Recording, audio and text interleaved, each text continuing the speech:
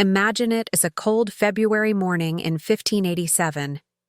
You're in a gloomy castle hall in England. A woman, once famed for her beauty, dressed in a stark black gown, lays her head on the executioner's block. With a steady voice she proclaims, "Into thy hands, O Lord, I commend my spirit." The axe falls. But this isn't just the end of a life. It's the bloody, shocking finale of a story that began 44 years earlier. A story of a queen who was born to rule, but whose life became a tangled web of love, betrayal, and political murder. How did Mary Stuart, a queen with a legitimate claim to 3 thrones, end up with her head separated from her body on the orders of another queen? This is the story of the most tragic and dramatic monarch in British history. It's a real-life Game of Thrones, filled with passion, power, and poison. Before we dive into this incredible true story, if you love tales of royal intrigue, dramatic betrayals, and history that feels more thrilling than fiction, make sure to subscribe and hit that notification bell. You won't want to miss a single part of this epic saga. Our story doesn't begin with the axe. It begins with a cradle and a crown placed upon it. Mary Stuart was born on December 8, 1542, in Linlithgow Palace, Scotland. She was the only legitimate child of King James V of Scotland and his French wife, Marie de Guise. And her arrival was, frankly, a bit of a disappointment. In a world desperate for a male heir, a girl was seen as a political setback. But fate, as it so often does, had other, much more dramatic plans. Just 6 days after Mary's birth, tragedy struck. Her father, King James V, lay dying, likely from cholera. But legend says it was from a broken heart after a devastating military defeat by the English at the Battle of Solway Moss. On his deathbed, upon hearing of the birth of his daughter, he uttered a prophecy that would haunt Scottish history. It came with a lass, and it will pass with a lass. He was referring to the Stuart dynasty, which had begun with Marjorie Bruce, daughter of Robert the Bruce, marrying a Stuart. He believed it would now end with his daughter Mary. Oh, James V., if only you knew the epic, tumultuous journey that lay ahead for your little girl. At just 6 days old, Mary Stuart became Queen of Scots. A baby, swaddled in royal robes, was now the ruler of a fiercely independent and violently divided nation. And this is where the international chess game began. To the south was the formidable King Henry VIII of England. He saw an opportunity. He had a young son, Prince Edward. And what better way to unite England and Scotland than with a marriage? He proposed the rough wooing. It wasn't exactly a romantic proposal. When the Scots, led by Mary's formidable mother, Marie de Guise, hesitated, Henry VIII responded not with chocolates and flowers, but with armies and burning villages. He wanted that baby queen as his daughter-in-law, by force if necessary. Marie de Guise knew she couldn't let Scotland fall into English hands. She was French, after all, and turned to her powerful homeland for help. She outplayed Henry VIII by proposing an even grander alliance, a marriage between her daughter, Queen Mary, and the heir to the French throne, the Dauphin Francis. This was a masterstroke. Not only would it protect Scotland, but it would unite the crowns of Scotland and France, creating a formidable Catholic superpower that directly threatened Protestant England. The French agreed, delighted. The deal was struck, and so, at the tender age of 5, Queen Mary Stuart was bundled onto a ship and sent away from the war-torn land she ruled, sailing towards the glittering, sophisticated, and treacherous court of France. She arrived in a world that could not have been more different from her rugged homeland. The French court was the epicenter of the Renaissance, a dazzling world of art, poetry, music, and courtly love. It was also a snake pit of political intrigue. Young Mary was raised alongside the royal children of France, including her future husband Francis. She was reportedly tall, graceful, and incredibly intelligent. She charmed everyone, including her formidable future father-in-law, King Henry II of France. He adored her, writing that she was the most perfect child I have ever seen. Mary excelled in her studies, mastering French, Latin, Greek, Spanish, and Italian. She learned to sing, dance, and play the lute. She was being molded into the perfect Renaissance queen. While Mary blossomed in France, back in Scotland, her mother, Marie de Guise, ruled as regent. She faced constant turmoil, trying to balance the pro-French Catholic faction against the growing pro-English Protestant movement, famously led by the fiery preacher John Knox. Knox saw both Marie and her daughter Mary as threats, calling them Jezebels, and railing against the monstrous regiment of women rulers. The religious and political battle for Scotland's soul was heating up, and its young queen was thousands of miles away, unknowingly at the center of it all. In April 1558, the moment France had been waiting for arrived. 15-year-old Mary Stuart married the 14-year-old Dauphin Francis in a magnificent ceremony at Notre Dame Cathedral in Paris. She was now not only Queen of Scotland, but also the future Queen of France. This union was a huge political statement, but there was a secret clause in the marriage contract, a little detail Mary signed that would have enormous consequences. It essentially bequeathed Scotland to France if she were to die without children. She was, in effect, signing away her kingdom. But fate had another twist in store.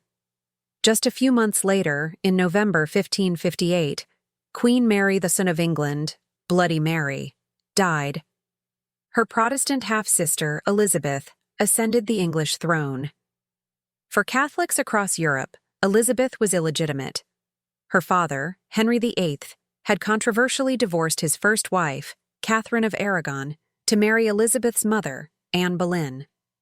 In their eyes, the true heir to the English throne wasn't Elizabeth, but Mary, Queen of Scots. Mary was the great-granddaughter of King Henry VII of England, giving her a very strong, and to many, a more legitimate claim than Elizabeth herself. Urged on by his father, King Henry II of France, Mary's young husband Francis began to style himself and Mary as King and Queen of England, Scotland, and France. They even had the English royal coat of arms quartered with their own. This was not just a symbolic gesture, it was a direct, public challenge to Queen Elizabeth I's right to rule. It was a declaration of war, without a single shot being fired. The two queens, cousins, were now locked in a rivalry that would define both their lives. One, the glamorous Catholic Queen of France and Scotland. The other, the clever Protestant Virgin Queen of England. The stage was set for one of history's greatest personal and political dramas. Then, in a freak accident that changed everything, the powerful King Henry II of France was killed during a jousting tournament in 1559. A splinter from a lance pierced his eye, and he died in agony. Suddenly, Mary's young, sickly husband Francis became King Francis II of France. At just 16 years old, Mary Stuart was now the Queen of France. She had reached the absolute pinnacle of power, Queen of Scotland by birth, and now Queen of France by marriage, with a powerful claim to the throne of England. It seemed like nothing could stop her. But crowns can be heavy, and thrones can be unstable. Francis II's reign was short-lived. He was always a frail boy, and just over a year after becoming king, he died from an ear infection. In an instant, Mary's world collapsed. At just 18 years old, she was a widow. No longer Queen of France, her power and influence there vanished overnight. The new king was Francis's younger brother, and his mother, Catherine de' Medici, who had always been wary of Mary's influence, now held all the power. Mary was no longer welcome in the country she had called home since she was a child. So, a grieving, widowed queen, now an outsider in France, made the fateful decision to return to her native land. In 1561, Mary Stuart sailed back to Scotland, a country she barely remembered, a nation fiercely divided by religion and rife with ambitious, unruly lords. She was returning not as the glorious Queen of France, but as the Catholic monarch of a newly and staunchly Protestant nation. As her ship cut through the mist of the Scottish coast, she couldn't have known the vortex of rebellion, passion, and murder she was sailing into. Her French fairy tale was over. Her Scottish tragedy was about to begin. and the Game of Thrones with her cousin Elizabeth was about to enter its most dangerous phase. We'll follow Mary as she steps back onto Scottish soil and tries to navigate the treacherous political landscape. Her return sets the stage for love, a catastrophic marriage, and a murder that will shock the whole of Europe. Make sure you're subscribed so you don't miss the next chapter in the tragic life of Mary, Queen of Scots. The English were pushing for a marriage between their young King Edward and the infant Queen Mary, a move they called the rough wooing. A pretty aggressive name for a courtship, right? And it lived up to its name, with England repeatedly invading Scotland to force the marriage. But the Scots had a very old and very powerful friend they could call on. So, let's look to the continent. Scotland's auld alliance with France was its traditional safeguard against English aggression. This alliance had been in place for centuries, a pact of mutual defense against their common rival, England. Now, with the English breathing down their necks, the Scottish nobility turned to their old friends for help. The French king, Henry II, saw this crisis not just as a duty to an ally, but as a golden opportunity. He had a plan that would tie Scotland to France more closely than ever before. He proposed that the infant Queen of Scots, little Mary, be sent to France. There, she would be raised at the most magnificent court in Europe and eventually married to his own son and heir, the Dauphin Francis. For the Scottish nobility, this was a much more attractive offer than the English one. Marrying the English king would likely have led to Scotland being absorbed, becoming little more than a northern province of England. A French marriage, however, preserved Scottish independence while securing a powerful protector. The decision was made. So, at just 5 years old, little Mary was packed up, said goodbye to her mother, and was sent on a ship across the sea to the French court. It was a momentous journey. She wouldn't set foot in her own kingdom again for 13 long years. And what a place to grow up! Imagine leaving the rugged, often harsh landscape of 16th century Scotland and arriving at the French court of the Valois dynasty. It was the absolute epicenter of Renaissance glamour, culture, and, let's be honest, scandalous intrigue. It was a world of shimmering silks, elaborate banquets, groundbreaking art, and whispered political maneuvering. For a young queen, it was the ultimate education in power and refinement. And Mary didn't just survive in this dazzling environment, she thrived. She received an education fit for a Renaissance princess, something straight out of a storybook. She was naturally brilliant and soaked up knowledge like a sponge. She became a true polyglot, learning to speak French fluently, of course, but also Latin, Greek, Spanish, and Italian, all in addition to her native Scots. But her talents didn't stop at languages. She was a gifted musician, playing the lute and the virginals. She was a skilled and fearless writer, a graceful dancer, and by all accounts a mesmerizing conversationalist, charming everyone she met. As she grew from a child into a young woman, her famous beauty began to blossom. Contemporary accounts describe her as strikingly tall for the era, nearly 6 feet, with glorious auburn hair, captivating hazel eyes, and a famously pale, clear complexion. She was the talk of the court. Her uncle, the Cardinal of Lorraine, boasted that by the time she was 16, she was the most perfect woman on earth. The French court absolutely adored her. They affectionately called her La Reine Dauphine, the Queen Dauphine, a title that acknowledged her status as both Queen of Scots and the future Queen Consort of France. She was raised alongside the royal children of France, forming a particularly close bond with her future husband Francis. This idyllic, privileged upbringing culminated in 1558. On a spectacular spring day in April, at the age of just 15, Mary married the 14-year-old Dauphin, Francis.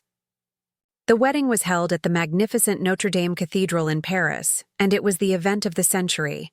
The city was decked out in celebration, with pageants, tournaments, and lavish feasts that went on for days. Mary herself made a bold fashion statement. Instead of wearing the traditional red of French royal brides, she chose a stunning gown of white, a color usually reserved for mourning. But on her, It was a symbol of purity and radiance, setting a trend that future royal brides, including Queen Victoria centuries later, would follow. With this marriage, Mary's status soared to incredible new heights. She was now, officially, Mary, Queen of Scots and Dauphine of France. It was a dual title that placed her at the very heart of European power. She was the queen of one country and stood to inherit the crown of another, one of the most powerful nations in the world. Her future seemed dazzlingly bright, a golden path laid out before her. She had beauty, intelligence, charm, and now the promise of the French throne. It seemed as though nothing could possibly go wrong. From the perspective of that glorious wedding day in Paris, her life was a fairy tale come true. But as we know with Mary, Queen of Scots, destiny had a way of twisting fairy tales into something far more complex and far more tragic. Her golden future was about to face its first unexpected shadow. Join us next time as we explore the brief, shining moment when Mary became Queen of France, and the sudden tragedy that would change the course of her life forever, sending her back to a Scotland she barely remembered. 1558. It's a year that will change everything, not just for Mary, Queen of Scots, but for the entire British Isles. Because in that same year, her English cousin, Elizabeth Tudor, ascends the throne of England. And right there, the fuse is lit on the central, deadly conflict of Mary's life. Let me break it down for you. Elizabeth was the daughter of King Henry VIII and his second wife, Anne Boleyn. Now, if you know anything about Henry VIII, you know his marital history is complicated.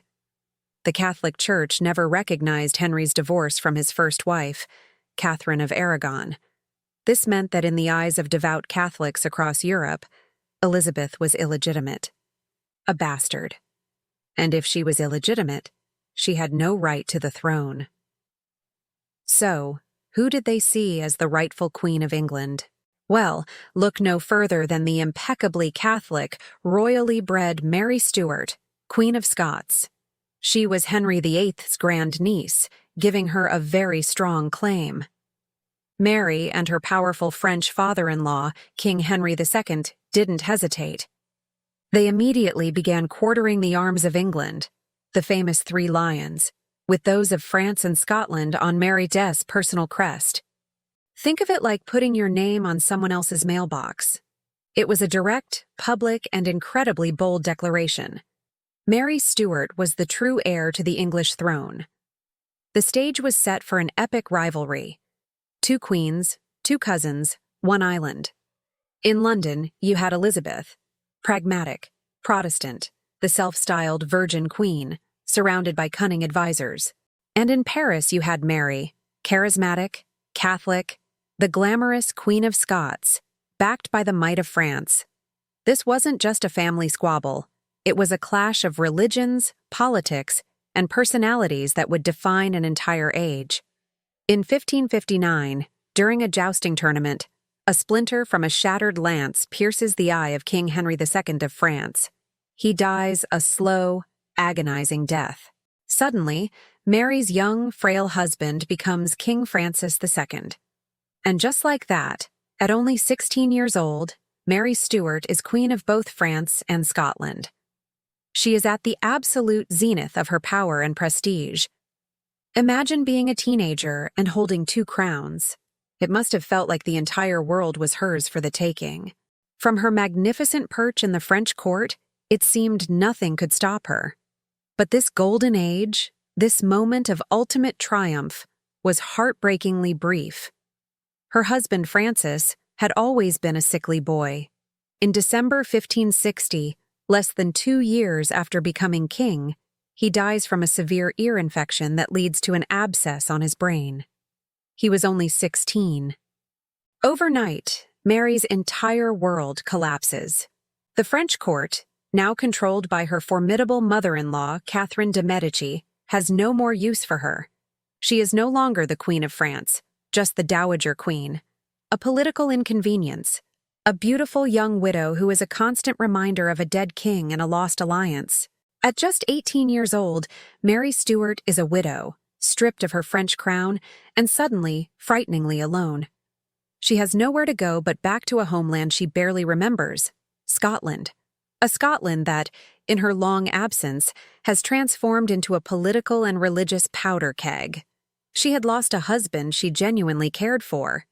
She had lost a crown she had worn with such pride. She felt like she had lost her place in the world, but she was still a queen, and queens don't give up. With a heavy heart, she prepares to set sail from France, the only country she's ever truly considered home. She's leaving behind the Renaissance splendor, the art, the poetry, the luxury of the French court. And where is she going? Back to the cold, rocky, unforgiving shores of Scotland. A land now dominated by stern, fiery Protestant preachers and a web of scheming, ambitious lords who don't trust her, her faith, or her French upbringing. The next chapter of Mary's life was about to begin. As her ship cut through the waves of the English Channel, she had no idea that the dangers she was sailing toward would be far greater, far more personal and far more tragic than anything she could ever have imagined. The girl who left Scotland as a child was gone. A queen was returning to claim her throne. Now, the story takes a dramatic turn. Mary is heading home, but this isn't the Scotland she left as a little girl. This is a kingdom that will test her like never before. As her ship sliced through the cold gray waves of the North Sea, Mary stood on the deck, a lone figure gazing towards a future that was a tangled web of promise and peril. She was just 18 years old, returning to a Scotland that was now a foreign land to her. This wasn't the Catholic nation of her childhood. It was a country fiercely Protestant ruled by powerful lords and, most importantly, her own half-brother, a man who saw her not as his sovereign, but as a direct threat to his power. The rules of the game were shifting, and the stakes were about to become deadly.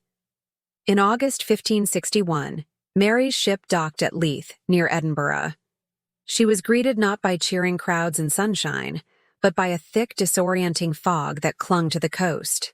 It was a bleak, almost ominous welcome. The Scotland she stepped into was virtually unrecognizable from the one she had left 13 years prior.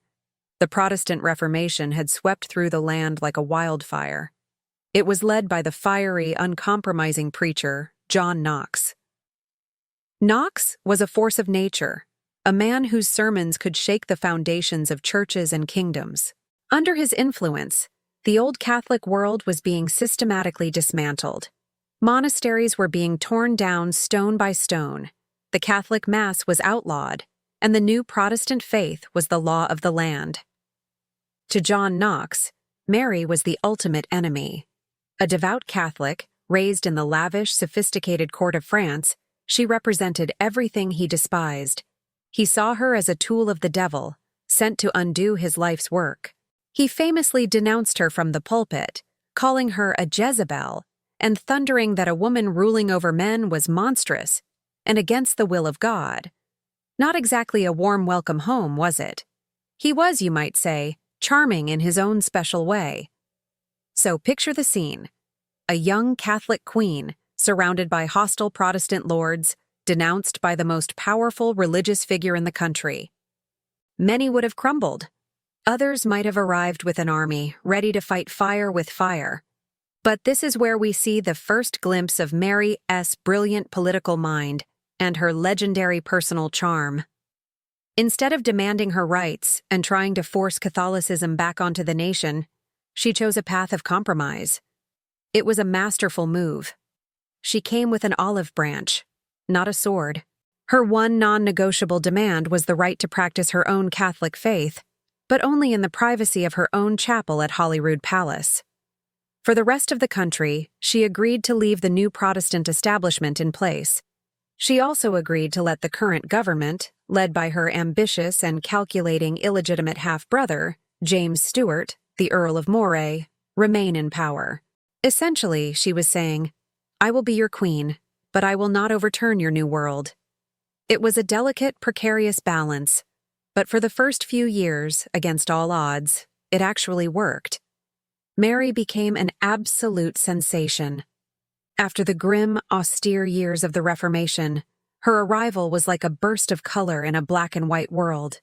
She was young, beautiful, impossibly glamorous, and incredibly charismatic. Standing nearly 6 feet tall, she towered over most of the men at her court, a truly captivating presence.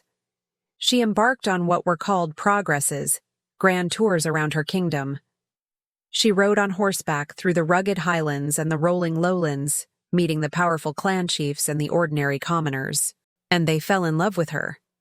They were captivated by her grace, her sharp intellect, and the genuine interest she showed in them. She brought a touch of French Renaissance flair to the often dour and serious Scottish court. Mary loved hunting and hawking. She was a brilliant dancer, and she adored throwing extravagant masquerade balls. She filled Holyrood Palace with music, poetry, and laughter, transforming it from a grim fortress into a vibrant cultural center. For the first time in a long time, the Scottish court was a place of excitement and glamour. She was playing the political game masterfully. And what about the formidable John Knox? Mary didn't hide from him. In a move of incredible courage, she summoned him to the palace for a series of face-to-face debates. Imagine that. The young queen, eyeball to eyeball with the man who publicly called her the devil's agent. These meetings were legendary. Knox would thunder, quoting scripture and predicting damnation, and Mary, with her sharp wit and legalistic mind, would calmly counter his arguments, defending her faith and her right to rule. While she never won him over, that was an impossible task. These encounters proved something crucial to the Scottish lords watching from the sidelines. This queen was no pushover. She was intelligent, articulate, and utterly fearless. She was holding her own in a world dominated by powerful, often ruthless men. So Mary had stabilized her kingdom, won the affection of her people, and even held the fearsome John Knox at bay. She was, by all accounts, succeeding brilliantly. But one question hung over everything, the single most important political decision she would ever make: her marriage. For a reigning queen in the 16th century, marriage wasn't about love, it was about power. Her choice of husband could secure her throne, create a powerful alliance, and produce an heir to continue her dynasty. Or it could be the single mistake that brought everything crashing down. Every royal court in Europe was watching and waiting. Princes and dukes from Spain, France, and the Holy Roman Empire were all potential candidates. But the person watching most closely was her cousin, the Queen of England, Elizabeth I. Mary was Elizabeth's heir, and the man Mary married would have a direct impact on the future of the English throne as well. The pressure was immense. Her choice would not just define her reign, it would set the course for the future of both Scotland and England. The stage was set for the next, and most fateful chapter of her life. Picture this: 2 powerful queens, 1 throne, and a game of political chess that would change the course of history. We're talking about Elizabeth I of England and Mary, Queen of Scots. Elizabeth, the master strategist, decides to make a move. She offers her own favorite courtier, the dashing Robert Dudley, as a potential husband for Mary. Now, this wasn't just any matchmaking attempt. Everyone in court whispered that Dudley was Elizabeth's secret lover. By offering him to Mary, Elizabeth was essentially trying to install a puppet in the Scottish court. She could keep tabs on Mary, influence her decisions, and all without risking her own crown. It was a brilliant, if not deeply insulting, power play. Mary, as you can imagine, was less than thrilled. She saw right through the scheme. She wasn't looking for a hand-me-down husband who would be more loyal to his old flame than to his new wife. Mary wanted a marriage that would secure her own power, not strengthen Elizabeth's grip. She needed a partner who would elevate her claim to the English throne, not one who would tether her to it. So, she politely declined Elizabeth's generous offer and kept her options open, waiting for the right king to come along, a king who could help her checkmate her cousin in England. And then, in 1565, everything changed. Mary met him, her first cousin, Henry Stuart, Lord Darnley, and she fell for him, hard. We're talking head over heels, can't eat, can't sleep kind of love. On the surface, Darnley seemed perfect. He was tall, incredibly handsome, and had a charm that could disarm anyone. Most importantly, he had a legitimate claim to the English throne himself, through his grandmother, who was Henry VIII's sister. A marriage between Mary and Darnley would be a dynastic bombshell. It would unite two powerful claims to the English throne, creating a Catholic powerhouse that Elizabeth couldn't ignore. For many, it looked like the ultimate power couple was about to be formed. But here's the thing about perfect on paper. It rarely translates to reality. While Darnley had the looks and the lineage, he was, to put it mildly, a disaster of a human being. Think of every red flag you can imagine, roll them into one person, and you've got Lord Darnley. He was notoriously vain, arrogant, and had a terrible drinking problem. He was politically clueless, known more for his pretty face and fancy clothes than for any sort of intelligence or substance. He was the classic all hat no cattle kind of guy. Literally everyone who knew Mary tried to warn her. Her own half-brother, the powerful Earl of Moray, begged her not to go through with it. Her advisors presented lists of reasons why this was a terrible, terrible idea. They saw Darnley for what he was, an entitled, immature man-child who would bring nothing but trouble. But Mary was smitten. For the first time in her life as a queen, a life dictated by duty and politics, she let her heart take the lead. Ignoring all the warnings, she married Lord Darnley in a lavish ceremony in July 1565. This single, love-struck decision would mark the beginning of her tragic downfall. The honeymoon period, if there ever was one, ended almost immediately. The charming, handsome suitor vanished, and in his place was a demanding, petulant tyrant. Darnley wasn't content being the queen's husband, or even king consort. He wanted more. He demanded the crown matrimonial. This wasn't just a title. It meant he would be co-ruler with Mary. He would have the right to rule as king in his own name, and crucially, if Mary were to die, he would remain King of Scotland. He wanted her power, not just her love. Mary, now seeing the true extent of her mistake, flatly refused. She was the queen, and she wasn't about to sign away her kingdom to her arrogant new husband. This refusal was the spark that lit the fuse. Darnley's bruised ego couldn't handle it. He became resentful, paranoid, and wildly jealous. And his jealousy found a target. Mary's private secretary, an Italian musician named David Rizzio. Rizzio was a fascinating character. He came from humble beginnings but had a sharp mind and a talent for diplomacy. He had risen through the court ranks to become one of Mary's most trusted confidants. He wasn't just a secretary. He was her friend, the one person she could speak to openly in a court full of scheming lords. He handled her most secret correspondence, especially with her allies in Rome and France. Of course, the fiercely proud Scottish lords hated him. They saw him as a foreign upstart, a fiddler's son, who had far too much influence over their queen. These disgruntled lords saw an opportunity in Darnley's jealousy. They started whispering poison in his ear. They didn't just suggest that Rizzio was controlling the queen politically. They hinted at something far more scandalous. They told Darnley that Rizzio was the queen's lover, and then they delivered the final devastating blow. Mary was pregnant at the time, and they cruelly suggested that the father of her unborn child wasn't Darnley, but Rizzio himself. For a man as insecure and vain as Darnley, this was an unbearable insult. The lie, designed to destroy Rizzio, also shattered what was left of Mary's marriage. Consumed by rage and a thirst for revenge, Darnley conspired with the lords to commit an act of unspeakable brutality. The plan was set for the night of March 9, 1566, at Holyrood Palace. Mary, who was 6 months pregnant, was having a small private supper in her chambers. It was an intimate gathering with just a few ladies-in-waiting and David Rizzio. Suddenly, the door to the small room burst open. There stood Darnley, his face pale with fury. Behind him was a group of armed lords, led by Lord Ruthven. Ruthven was a terrifying figure. He was so ill that he was thought to be on his deathbed, but he had dragged himself up, put on a full suit of armor, and now stood there looking like a specter of death. Chaos erupted. They lunged for Rizzio, who clung to the queen's skirts, screaming for his life. They dragged him, kicking and screaming, from the queen's presence. Darnley, in a moment of pure cruelty, held a pistol to his pregnant wife's stomach, ensuring she couldn't intervene.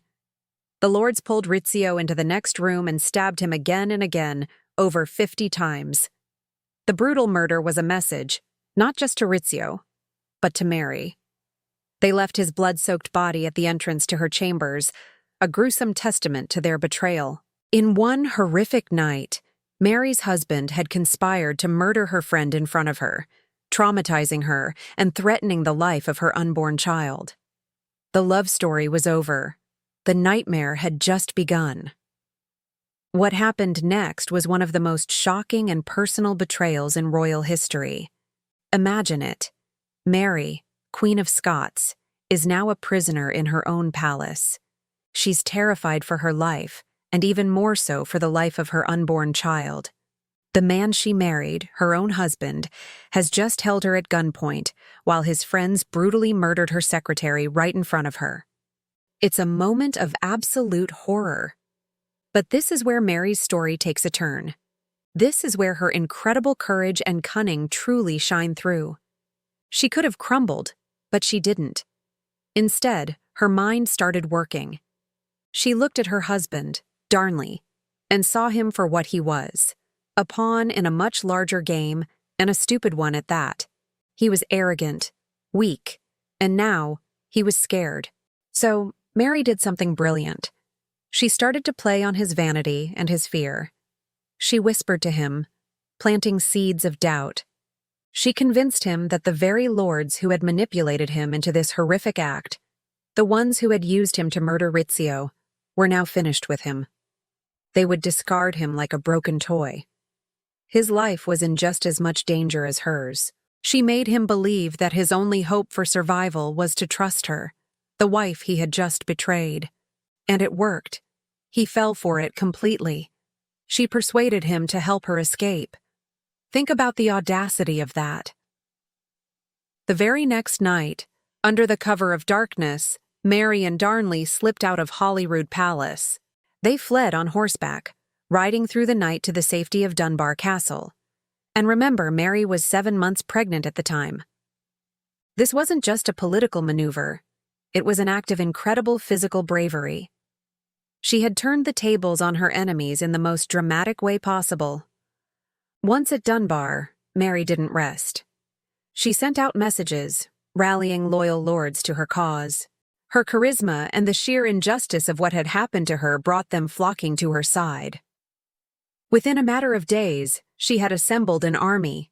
She then marched back to Edinburgh, not as a fugitive, but as a queen in command. Her enemies, the lords who had plotted against her, were caught completely off guard. They scattered, fleeing into exile to save their own skins. In a stunning reversal of fortune, Mary was back in control. Her half-brother, the Earl of Moray, who had been in exile himself, was welcomed back into her favor. The lords who had held the knives that killed Rizzio were now fugitives. And Darnley? Darnley was right there by her side, a public symbol of reconciliation. But behind the scenes, it was a different story. He was a hated and isolated figure. The court shunned him, and Mary herself treated him with cold contempt. Their marriage was nothing more than a hollow, toxic shell, a public performance for the sake of stability. Then, in June of 1566, Mary gave birth to a healthy son. She named him James. This should have been her moment of ultimate triumph. She had an heir, a son who was not only the future King of Scotland, but also had a powerful claim to the throne of England. Her dynasty was secure. This was everything she had ever worked for. But the joy of this moment was poisoned by the shadow of her husband. Darnley loomed over everything. He was a walking, talking disgrace, a liability she was shackled to. Every time she looked at him, she was reminded of her worst mistake, the betrayal, the murder of her friend. He was a constant, humiliating presence. Everyone in Scotland, and even Queen Elizabeth I down in England, knew that this situation was untenable. Everyone knew that Darnley had to go.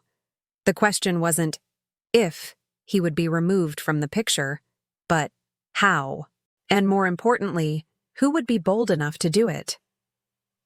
The stage was now set for the single most controversial event of Mary's entire life. An act so shocking, so mysterious, that it would stain her reputation forever. It would become the ultimate weapon her enemies used to destroy her. We are, of course, talking about the mysterious and violent end of Lord Darnley. With a son to secure her royal line but a husband she despised and feared, Mary's court became a simmering cauldron of conspiracy and intrigue. Every whisper in the corridors, every secret meeting, was about the Darnley problem. And into this incredibly volatile mix stepped a new man. A man who would become the third, and arguably the most dangerous figure in Mary's tragic love life. He was the dashing, ambitious, and reckless James Hepburn, the Earl of Bothwell. Bothwell was everything Darnley wasn't. He was a man of action, a seasoned soldier, fiercely loyal to Mary. At least, that's how it appeared. He was charismatic and powerful, and he was completely captivated by his queen. As Mary grew more and more estranged from her husband, she found herself relying more and more on Bothwell. He became her protector, her chief advisor, her rock. The connection between them grew stronger by the day. The chemistry was undeniable. In a court filled with enemies and fair-weather friends, Bothwell seemed to be the one person Mary could truly count on. But was his loyalty genuine, or was it fueled by his own soaring ambition? Did he see in Mary a path to the ultimate power, the crown itself? The fuse was lit. The combination of a despised husband, a vulnerable queen, and an ambitious new favorite created an explosive situation. The entire kingdom held its breath, waiting for the inevitable explosion. And when it came, it would change the course of Scottish history forever and seal the tragic fate of Mary, Queen of Scots. We're diving back into the turbulent life of Mary, Queen of Scots, and into one of history's greatest unsolved mysteries. If you thought the story was dramatic before, you haven't seen anything yet. So, let's set the scene. It's the end of 1566. Mary is in an impossible situation. She has secured the future of her dynasty with the birth of her son, Prince James. But she's still shackled by marriage to the utterly despised Lord Darnley. This isn't just an unhappy marriage. It's a political time bomb. Darnley, the man who had her favorite courtier murdered right in front of her, is now openly plotting against her once again. He's become a massive liability. He's threatening to abandon Scotland, flee to the Catholic powers of Europe, and spread propaganda, denouncing Mary as an unfit ruler and an unfit mother. Can you imagine the damage that would do? He's a loose cannon, unpredictable and dangerous, and everyone in the Scottish court knows it. The air in Edinburgh is thick with tension, buzzing with whispers of plots and conspiracies. It feels like the entire kingdom is holding its breath, waiting for something to break. In the midst of this chaos, Mary makes a surprising move. She travels to Glasgow, where Darnley is recovering from a nasty illness. Some say it was smallpox. Others whisper it was syphilis. In a gesture that looks like an attempt at reconciliation, she persuades him to return with her to Edinburgh to finish his recovery. Now, you'd expect him to be taken to the safety of Holyrood Palace, the royal residence. But that's not what happens. Instead, Darnley is installed in a small, isolated house on the outskirts of the city called Kirklefield. It's barely inside the city walls, almost in the open country. It's a strange, vulnerable location for the king consort. Why there? Was it to keep his infectious disease away from the baby prince? Or was there a more sinister reason? This decision alone raises so many red flags. On the night of February 9th, 1567, Mary visits Darnley at Kirklefield. Accounts say she spent several hours with him. On the surface, it seems like a normal domestic scene, a wife visiting her convalescing husband. She eventually leaves late in the evening, explaining that she has to attend a wedding celebration for one of her servants back at Holyrood Palace. The night seems to be drawing to a peaceful close. But then, at 2 o'clock in the morning, a colossal explosion rips through the Edinburgh night. The entire house at Kirko Field is obliterated, blown to smithereens by a massive gunpowder blast. The sound is deafening, waking up citizens all across the city. People rush from their homes, running towards the smoke and flames to see what happened. As they arrive at the scene of utter devastation, sifting through the rubble, they make a truly bizarre and grisly discovery. In the garden adjacent to the ruined house, they find two bodies, Lord Darnley and his valet.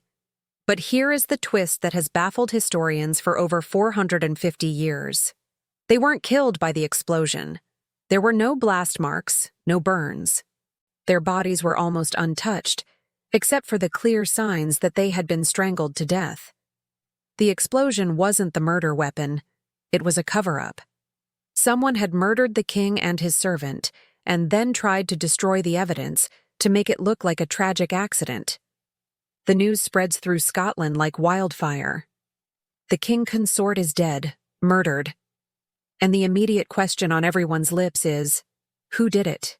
Very quickly, suspicion coalesces around one man. James Hepburn, the 4th Earl of Bothwell. If you were to cast the perfect anti-hero in this drama, it would be Bothwell. He was everything Darnley wasn't. He was a rugged, powerful, and experienced military commander, a border lord known for his ruthlessness and his unshakable loyalty to Queen Mary. He was a man of action, someone who got things done, no matter the cost. And as the whispers around court grew louder, he was also the Queen's new favorite. The public mood, already simmering, begins to boil over. Crude posters or placards start appearing on the streets of Edinburgh. One of the most famous ones was nailed to the door of the toll booth, the city's main administrative building. It depicted a mermaid, a symbol often used at the time to represent a prostitute, and it was labeled Queen Mary. Next to her was a hare, which was a play on Bothwell's family name, Hepburn. The message was clear and brutal. Public opinion was turning against the Queen with terrifying speed. This brings us to the million-dollar question, the question that has echoed down the centuries. Was Mary involved? Did she know about the plot to murder her husband? Did she consent to it, or even help plan it? Or was she an innocent victim, a pawn in Bothwell's ruthless ambition, horrified to discover what her staunchest defender had done in her name? Frankly, we don't know for sure. There is no smoking gun, no signed confession, no definitive piece of evidence that proves her guilt or innocence. Historians have argued passionately on both sides for centuries, and the debate rages on to this day. But what happened next did absolutely nothing to help her case. In fact, it made her look incredibly guilty. Bothwell was formally accused of Darnley's murder and put on trial. But the trial was a complete sham, a mockery of justice. On the day of the proceedings, Bothwell didn't arrive as a humble defendant. He swaggered through the streets of Edinburgh surrounded by hundreds of his own armed supporters, effectively intimidating any potential witnesses or judges. The prosecution presented a laughably weak case, calling no significant evidence. The whole affair was over in a matter of hours, and Bothwell was, to no one's surprise, acquitted. The Scottish public was absolutely furious. To them, it looked like the Queen's favorite had murdered her husband and gotten away with it, with her implicit approval. The scandal was now a full-blown crisis, threatening to consume not just Mary's reputation, but her very throne. The stage was set for an even more dramatic and catastrophic series of events that would ultimately seal her fate. And that's where we'll leave it for today. The murder of Lord Darnley remains one of history's most compelling cold cases. What do you think? Was Mary a calculating murderer, or a tragic figure trapped by circumstance? The prime suspect? The dashing, dangerous Earl of Bothwell. And this is where the story takes a turn so dramatic, you'd think it was fiction. Just weeks after Darnley's death, on April 24, 1567, Mary was riding back to Edinburgh, She'd just been visiting her infant son James at Stirling Castle. Suddenly, on the road, her party was intercepted by Bothwell and 800 of his men. This event, which has gone down in history as an abduction, saw Bothwell supposedly take the Queen by force to his formidable stronghold, Dunbar Castle. Now, was this a genuine kidnapping, or was it a cleverly staged elopement? It's one of history's great debates. Many historians, both then and now, suspect Mary was in on it. She had been warned that Bothwell might try something, yet she traveled with only a small guard. Was she a willing participant in her own capture, swept up in a passionate affair with the man who likely murdered her husband? Or was she a terrified victim, completely at Bothwell's mercy? The truth is probably somewhere in the murky middle. But whether she went willingly or was dragged kicking and screaming, the outcome was the same. At Dunbar Castle, away from the prying eyes of the court, the situation escalated. It is widely believed that Bothwell assaulted Mary. In the 16th century, this was a brutal but effective tactic. For a woman, especially a queen, the only way to salvage her honor after such an act was through marriage. The violation made the union a grim necessity. And so, on May 15, 1567, a mere 3 months after Darnley's explosive end, Mary, Queen of Scots, married James Hepburn, the Earl of Bothwell. The ceremony was a Protestant one, which alienated her Catholic supporters, and the whole affair absolutely horrified Scotland. To the common people and the nobility alike, it looked like their queen had married her husband's killer. It was a scandal of epic proportions. This marriage was the final straw. It united the perpetually squabbling Scottish lords against her. Men who had despised Darnley in life now used his death as a rallying cry. Protestant and Catholic nobles, longtime rivals, joined forces. They called themselves the Confederate Lords, and they raised an army to dethrone the Queen and her scandalous new husband. The inevitable confrontation came on June 15, 1567, at a place called Carberry Hill. Mary and Bothwell rode out at the head of their own army, ready for battle. But the battle never happened. The two forces faced each other under the hot summer sun, a tense standoff. The Confederate lords had a powerful piece of psychological warfare up their sleeves. They unfurled a large banner. On it was a gruesome depiction of Lord Darnley's dead body, lying next to the infant Prince James. The inscription read, "Judge and avenge my cause, O Lord." The impact was devastating. The message was clear. Mary had abandoned her duty to her murdered husband and her infant son for the sake of her lover. One by one, then in droves, Mary's own soldiers began to lose heart and desert her. Her army was melting away before her eyes.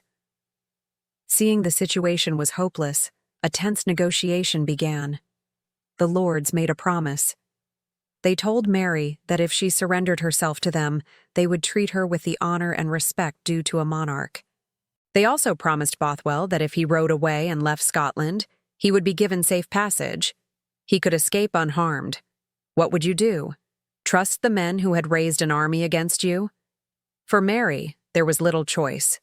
For Bothwell, the survivor, the decision was easy. He shared a final, desperate farewell with Mary, mounted his horse, and galloped away. He would never see her again. His own end was tragic. He eventually fled to Denmark, where he was imprisoned, went insane, and died in chains years later. Mary, perhaps naively, trusted the Lord's promise. She surrendered, expecting to be escorted back to her palace in Edinburgh. But it was all a lie. It was a trap. The Confederate lords had no intention of treating her with respect. They didn't take her to her palace. Instead, she was paraded through the streets of Edinburgh, where the crowds, once her adoring subjects, now screamed insults at her, calling her an adulteress and a murderer. Her spirit was shattered.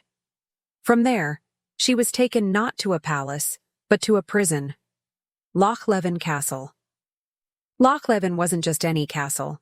It was a bleak fortress built on a small island in the middle of a vast, cold lake. Escape was thought to be impossible. Her jailer was the formidable Lady Douglas, the mother of Mary's own ambitious half-brother, the Earl of Moray, one of the leading figures in the rebellion. There was to be no mercy here. In this cold, isolated prison, Mary was stripped of her royal gowns and jewels and forced to wear simple, plain dresses. Her world had collapsed.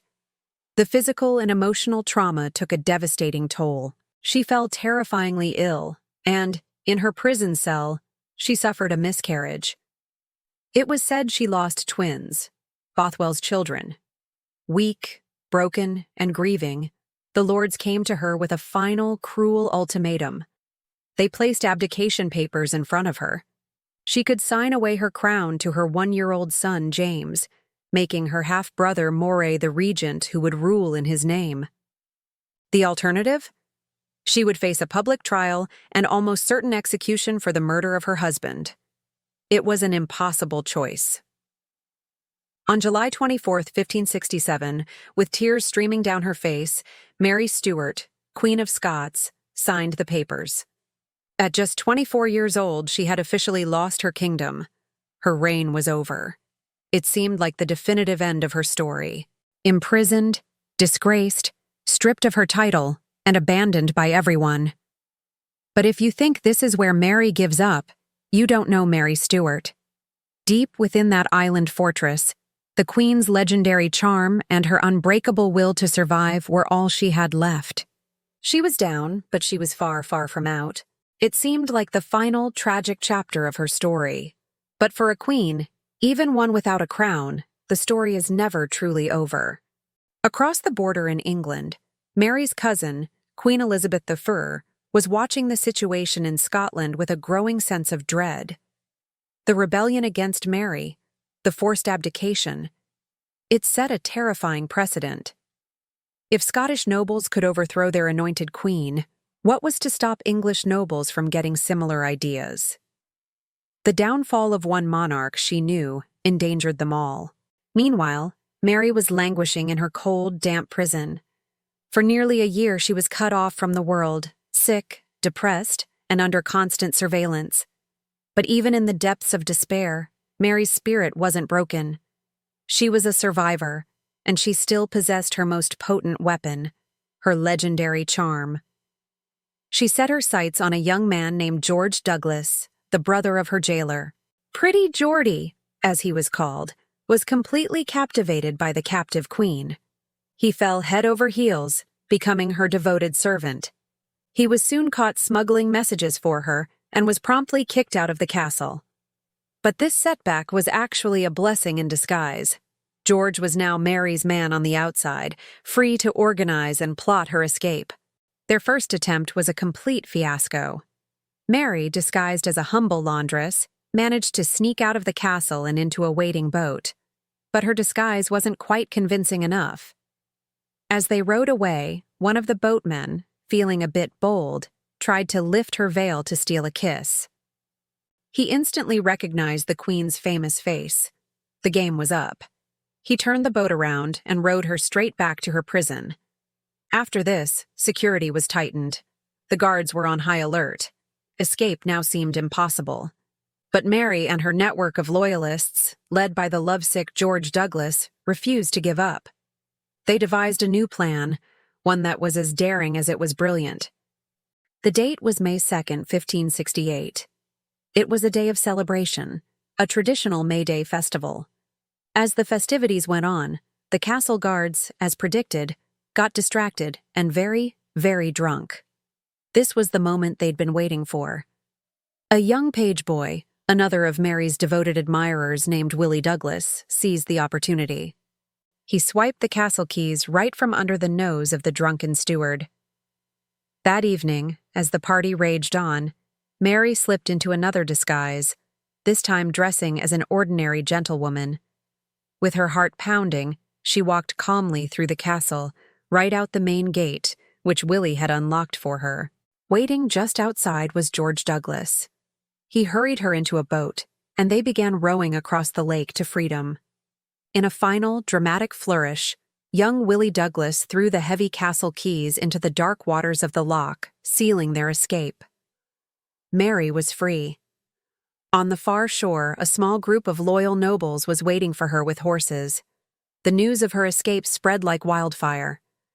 To many Scots, she was still their rightful queen, and they were outraged at her treatment. Thousands of supporters began to flock to her banner, forming an army known as the Queen's Men. With a force at her back, Mary was no longer just an escapee. She was a monarch on the march, determined to win back her throne. Her enemy was her own half-brother, James Stuart, the Earl of Moray, who was ruling Scotland as regent. Hearing of Mary's escape, Moray didn't hesitate. He quickly gathered his own army and moved to intercept her before she could consolidate her power. Just 11 days after her escape, the two armies met at the Battle of Langside, just outside of Glasgow. Mary watched the battle unfold from a nearby hill. She must have been filled with a surge of hope, seeing her loyal army arrayed below, ready to fight for her. This was her chance to reverse her fortunes and reclaim everything she had lost. But what followed was a military disaster. Her commanders were disorganized and incompetent. Moray, on the other hand, was a skilled and ruthless tactician. He crushed Mary's army in less than an hour. The battle was a total rout. The Queen's men were scattered, her cause was lost, and her last hope of reclaiming Scotland by force was utterly destroyed. Panic set in. Mary fled the battlefield, a fugitive once more. For 3 desperate days she rode south, barely stopping to rest, sleeping in peasants' cottages and fearing capture at every turn. Her dreams of restoration lay in ruins behind her. Scotland was now closed to her. France was too far away, and her powerful uncles there had lost much of their influence. She was trapped. And it was here, in this moment of sheer desperation, that Mary made the single most fateful decision of her entire life. She decided to go to England and throw herself upon the mercy of her cousin, Queen Elizabeth. It was an incredible gamble, a leap of faith into the unknown.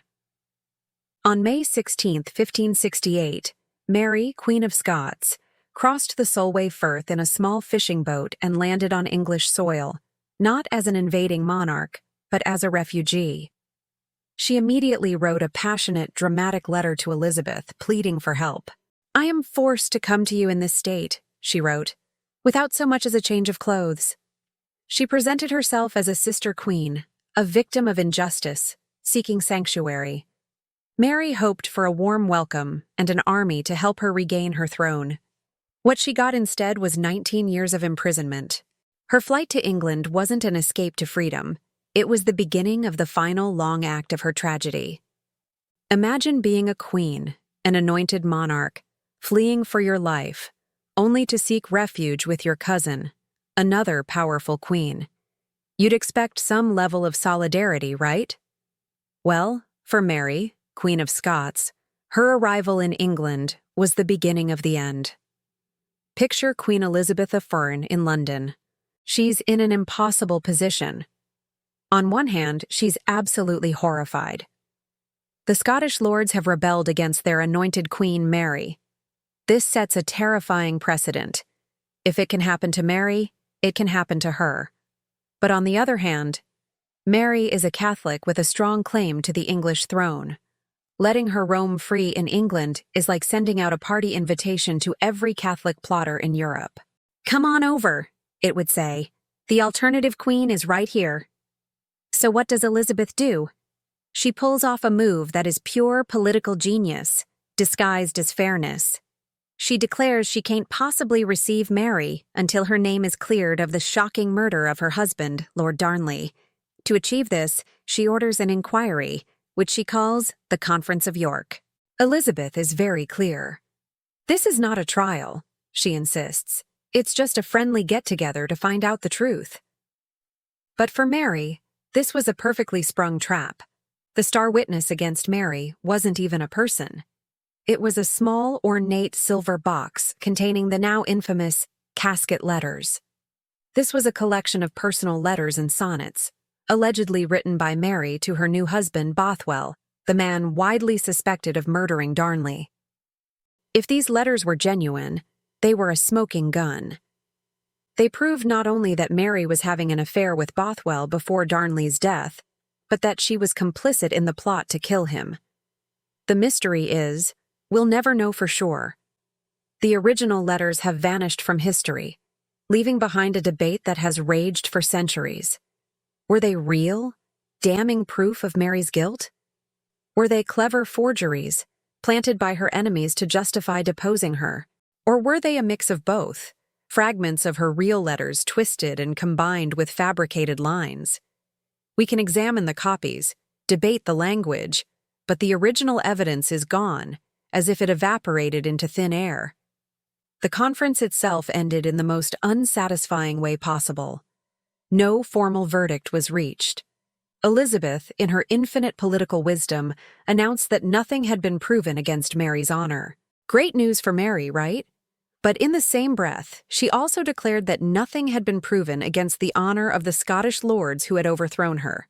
It was a diplomatic stalemate, a classic Elizabethan fudge, but the real outcome was crystal clear.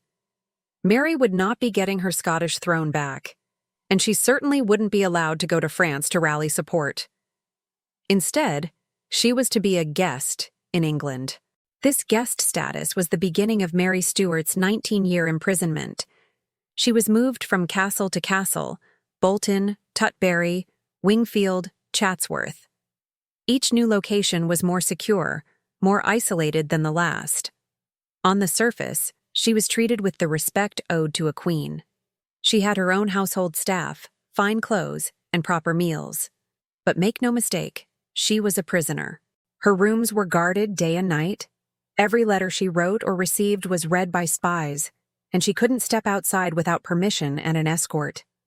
Initially, Mary was a valuable diplomatic pawn, a piece on the great chessboard of European politics. But as the years stretched into a decade, and then more, her role began to change. She became the living, breathing symbol for every Catholic plot against Elizabeth. She was the magnet that drew in all the discontented, the ambitious, and the devout, who wanted to see a Catholic monarch back on the English throne.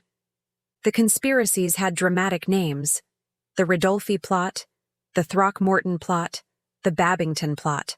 The goal was always the same: assassinate the Protestant Queen Elizabeth, free the Catholic Queen Mary, and place her on the English throne. Mary consistently denied any involvement, and it's very likely she was innocent of the early plots. But it didn't matter. Her mere existence was a constant ticking threat to Elizabeth's life and reign. She didn't need to lift a finger. Her name alone was a call to arms. Her main jailer for a significant portion of this time was George Talbot, the Earl of Shrewsbury. He was a stern, puritanical man tasked with keeping a queen captive. His wife, the formidable Bess of Hardwicke, was one of the wealthiest and most powerful women in England. She also became one of history's greatest gossips, spreading scandalous rumors about Mary's supposed affairs and immoral behavior within the castle walls, further poisoning her reputation. Yet, through all this, Mary never lost her sense of self. Trapped in her gilded cage, she refused to surrender her royal dignity. She spent countless hours on intricate embroidery, her needlework becoming a form of silent expression. She wrote endless letters to her fellow monarchs across Europe, pleading her case, arguing her innocence, and demanding her freedom. She never, ever wavered from her core belief that she was the rightful Queen of Scotland, and by blood, the rightful heir to the throne of England. This belief was her pride, her strength, but ultimately it was also the very thing that kept her locked away. For nearly 2 decades, this was her life. A slow-burning fuse in the heart of England.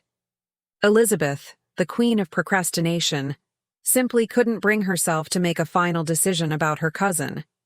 To execute another anointed queen was unthinkable, but to release her was political suicide.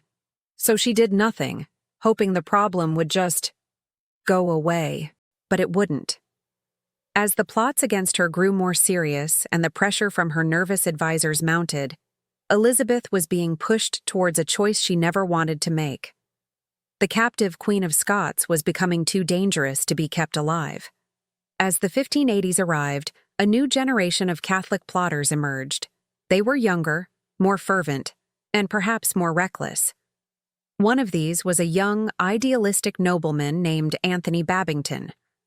He was about to set a plan in motion that would finally give Elizabeth's spy master, the ruthless Sir Francis Walsingham, the ironclad evidence he had been hunting for years. Walsingham was weaving a web, and with Babington's help, he was about to ensnare the Scottish Queen once and for all. The final tragic act of Mary's life was about to begin. What was the Babington plot, and how did Walsingham use it to finally bring down the Queen of Scots? The 1580s. A storm is gathering over Europe. England, a lone Protestant island, finds itself locked in a cold war with the mighty Catholic Empire of Spain. The air is thick with paranoia, fear, and religious fervor. And at the center of this storm, a prisoner, Mary, Queen of Scots. For nearly 2 decades, she's been under house arrest, a constant thorn in the side of her cousin, Queen Elizabeth I. But now, Mary is no longer just a political inconvenience. In this climate of fear, she's seen as a ticking time bomb, a Catholic figurehead who could rally a rebellion and topple the Protestant throne. The survival of England itself feels like it hangs in the balance.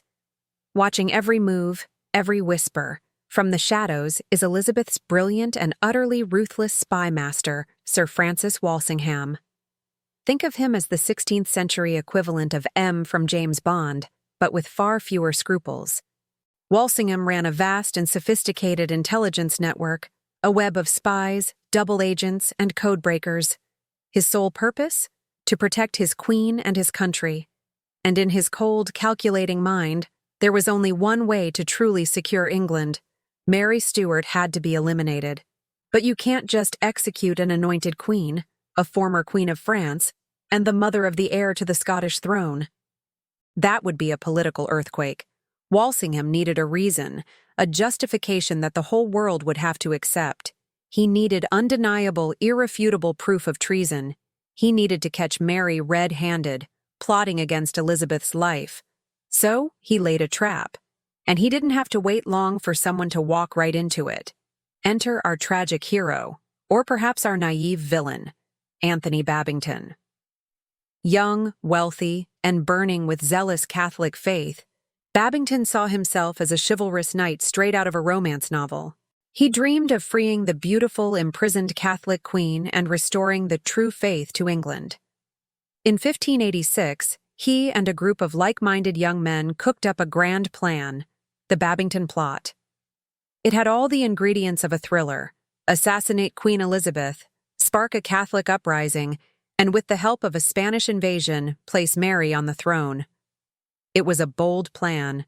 It was also an incredibly foolish one. Babington was an amateur playing a deadly game against the world's best professionals. Every step he took, every conspiratorial whisper, was being monitored. Unbeknownst to him, Walsingham's agents had already infiltrated his inner circle. His most trusted confidant was actually a double agent, feeding every detail straight back to the spy master. Every single letter Babington wrote or received was intercepted, unsealed, copied, resealed with a forged seal, and then sent on its way. Walsingham was not just watching the plot unfold, he was directing it. But to spring the trap, Walsingham needed the final, crucial piece of evidence. He needed to connect the plot directly to Mary. He had to prove she knew about it and, more importantly, that she approved of it. The whole operation hinged on getting Mary to incriminate herself in her own handwriting. So, Babington was allowed to write a letter to Mary. The letter was smuggled into her prison at Chartley Hall through a complex system involving a local brewer. Babington, bursting with pride, laid out the entire plot in painstaking detail.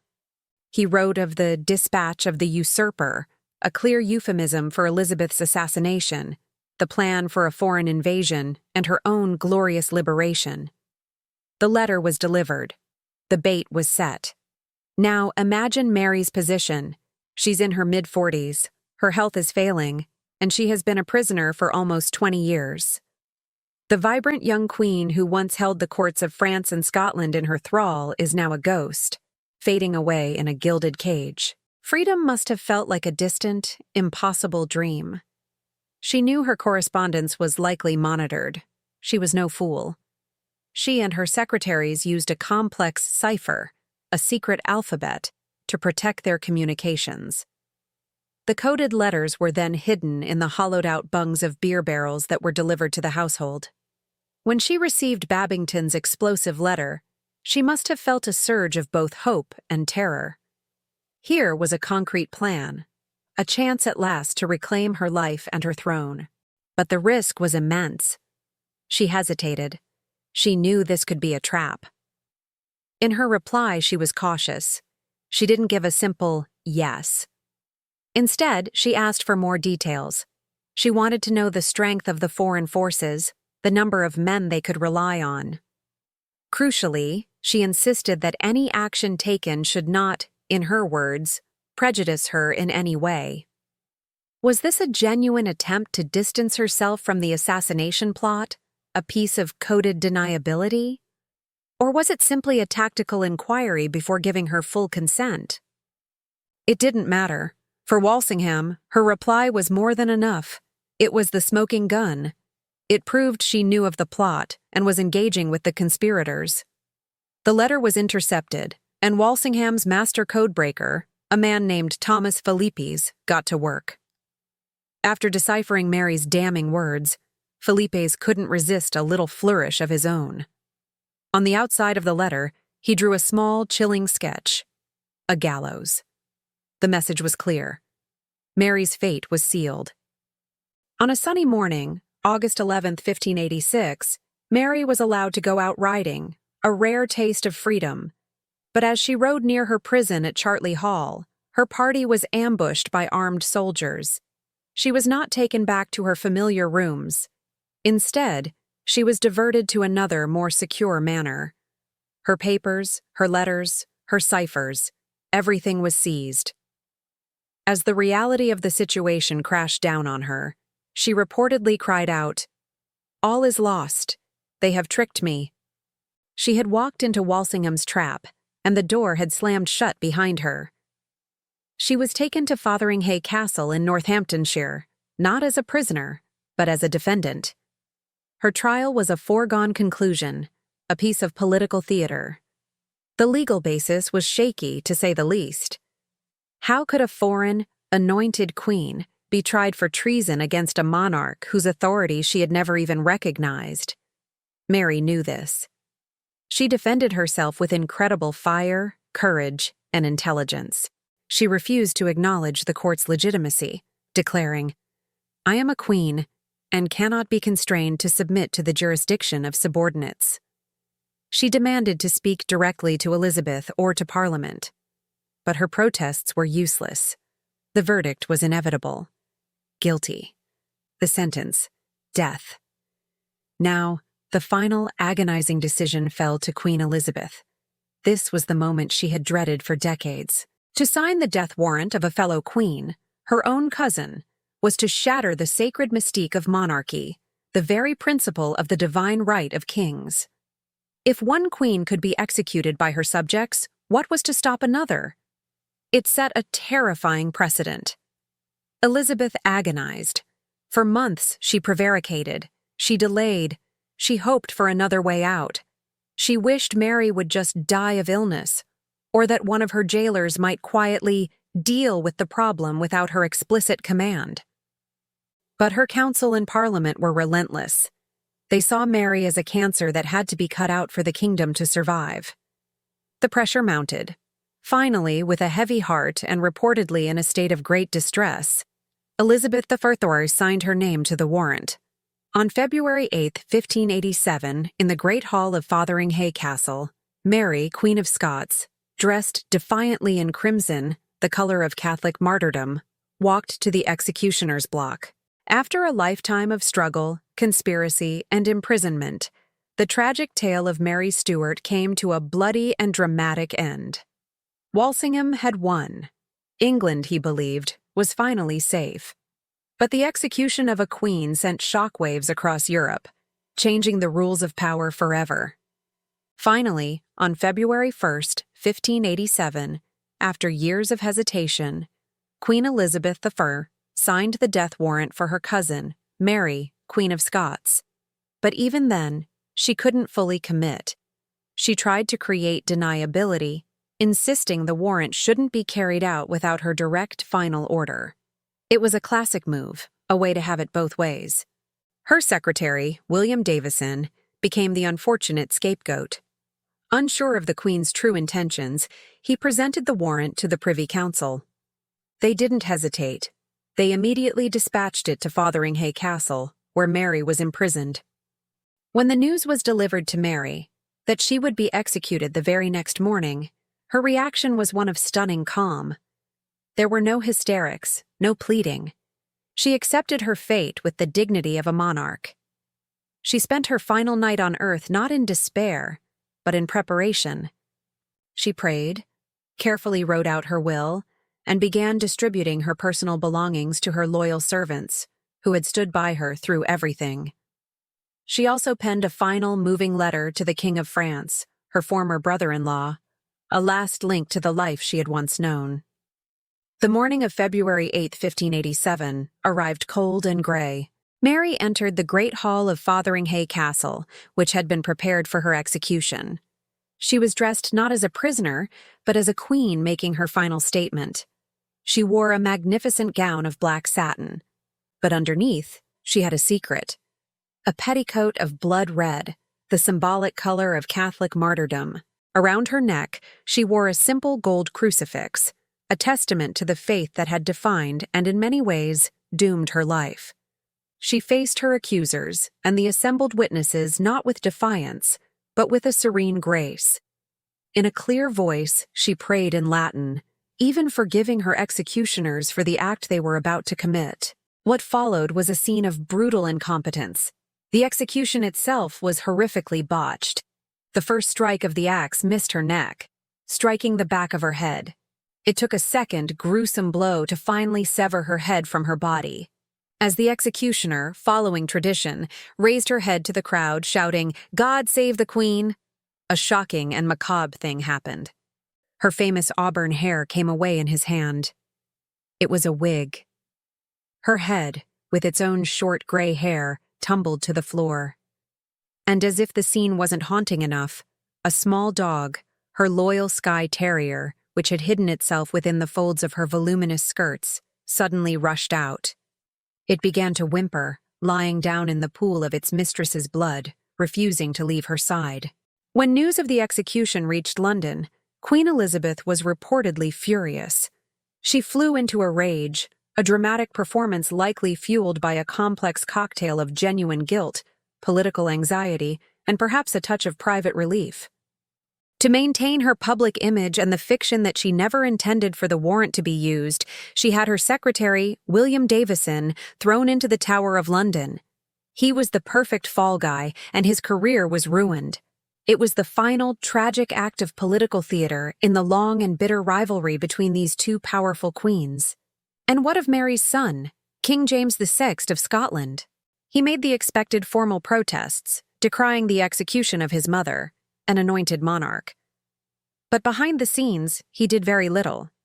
He had never truly known his mother, having been separated from her as an infant. His eyes were fixed on a much greater prize, the English throne. He knew that any aggressive action against Elizabeth could jeopardize his own future. His patience paid off. When Elizabeth died childless in 1603, it was Mary's son, James Stuart, who inherited the crown.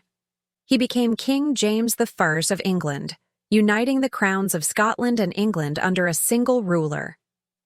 In a strange twist of fate, Mary's lifelong dream, to see her lineage rule England, was finally achieved, but it was realized by the son who had done nothing to save her from the executioner's axe. In the end, the story of Mary Stuart is one of breathtaking drama, profound tragedy, and enduring fascination. She was a woman of immense charm, sharp intelligence, and undeniable courage. She was born to rule, but in an age that was unforgiving to a queen who led with her heart. She was ultimately destroyed by the lethal combination of her faith, her passions, and her royal blood. She was a queen who lived by her emotions in a cold, calculating world that demanded she rule only with her head. And that is the unforgettable, tragic story of Mary, Queen of Scots. So, what do you think? Was Mary a tragic heroine caught in a web she didn't spin? Or was she the architect of her own downfall? Were the infamous casket letters, which sealed her fate, genuine or a brilliant forgery? We'd love to hear your thoughts in the comments below. And if you enjoyed this deep dive into one of history's most epic rivalries, please hit that like button and subscribe for more incredible stories from the past. Thanks for watching, and until next time.